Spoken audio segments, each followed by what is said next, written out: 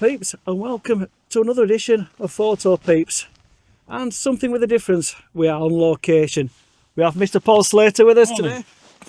So, Darren, Paul, how are you? Not so bad, mate, yeah. What are you thinking of this location where we are today? Awesome. It's just a bit overwhelming, there's that many, too many things to We are do. at Brimham Rocks at Nidderdale. So, if you fancy coming here, the Photopeeps group will be having a meet-up here in the new year. So, stay tuned for that. Anyway, Paul, tell us about your photography. Where did it all begin for you? Ooh. I've always been into gadgets and cameras, and I had the all-in-one, I forgot what you call them now. Oh, like the bridge cameras. Bridge cameras, yeah, I've had them before, and I decided about 5 years ago I'm going to get a proper camera and do wildlife. Right. Because I've always been I love my wildlife. Everyone knows that. They call me Dr. Doolittle, you know, picking ducks up and stuff. So I got a Canon, I think it was 100 something or other, Right. off eBay, and started with that, and then moved up to an 80D, and then to D500 Nikon, because it was a lot faster for in flight, and I used to go over to Bempton and get the Gannets and what have you. Yeah, all stemmed from there until I think I was on YouTube and just watching YouTube as he doing a landscape photography video come up, and it were I think it were Henry Turner. All right. And I was watching him like his enthusiastic, you know, I like, and yeah, he goes a bit over the top, don't he, at times? And so I'm watching that. I thought, what the hell, I could do that. I think I like that. That's something good to try. So I started doing little bits and pieces, just going off with wife to locations and what we're having a walk around and just, you know, snapping what I can see and what were nice.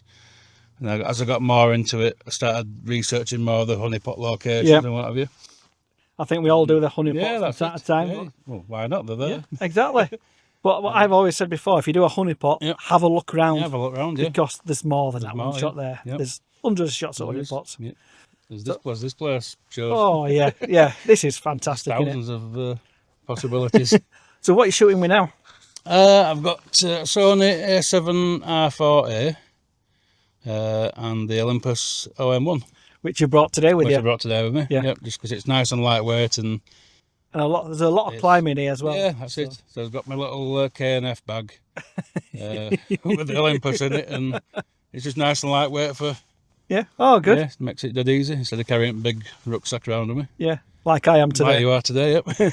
So yeah, I know I've gone down to 2 lenses to lighten the bag. Yep. But that Olympus you've got today is it's tiny, isn't it? Yep. Like I've got a 75 to 300 lens. Yep. Which in full frame equivalent's 150 to 600, which normally the lens would be about that kind and of size. It's like that, isn't it? Like that. Steady. Tiny. So going out to locations you've been to, what's your favourite one so far? In the UK, not abroad, in the UK.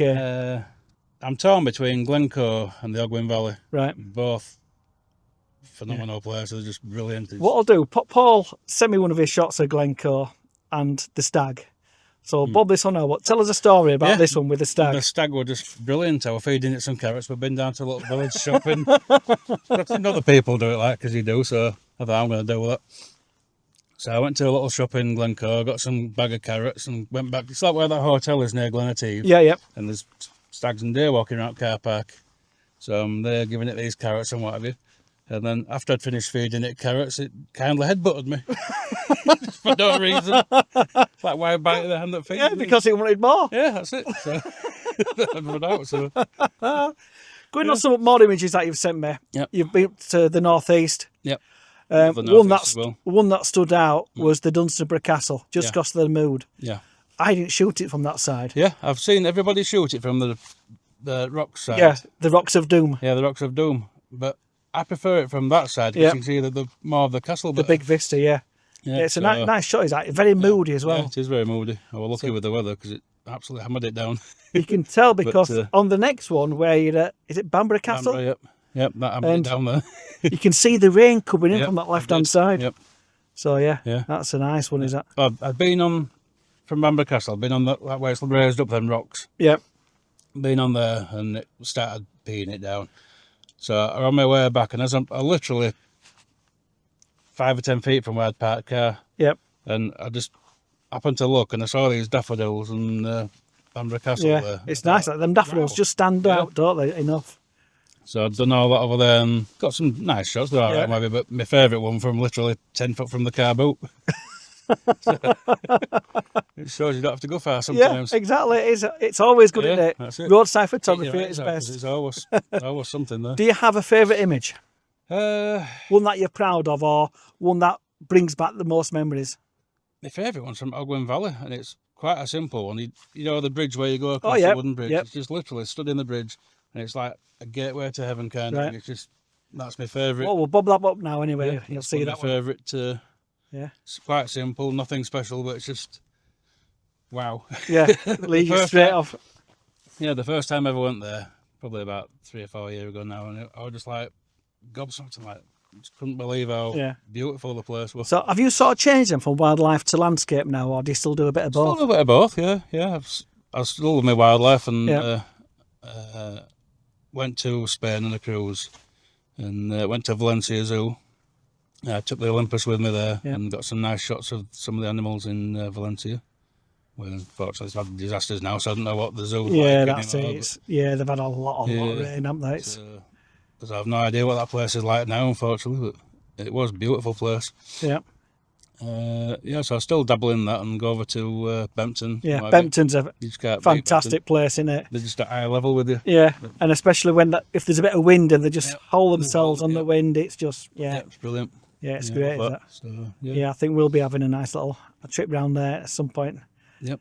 So, if there's any tips that you've been given that sort of just resonate in your head, what you always look for when you go out? Always look behind you. Yep. I always look behind you because, like you said, you could be looking at the honeypot. There might be something equally amazing behind you or just outside you. Too right. So I always just literally just look everywhere. Yeah. That's, keep your eyes open. Yep. That's probably the best. Especially at a place like this where you're just surrounded by something everywhere you look into. Even the Grand Vista behind us, it's just absolutely it's just fantastic, stunning. isn't it? And it's just a shame the clouds have sort of broken up because first thing today there were dappled light happening everywhere, weren't there? Yep. Obviously, amateur photographer. Yep. We're limited to when we can get out and about and stuff like that. Just weekends and holidays for me. So you're a weekend warrior. Weekend warrior. Yep. Holidays, flat. So not even every weekend because obviously I have commitments at home, shopping and I think a lot of us visiting my aunties now in the home and whatever. That takes up time and doing bits and pieces for family and whatever. So when I can get out, I'm there. So when you see these professionals go out in all conditions, does that give you a boost to get out, or do you think, bugger, they've got that again? Yeah. It does though. Every time I go out, I'd seem to get the crappiest skies you can possible kind of thing, and then you'll watch people on YouTube and they're going out and the sky is phenomenal.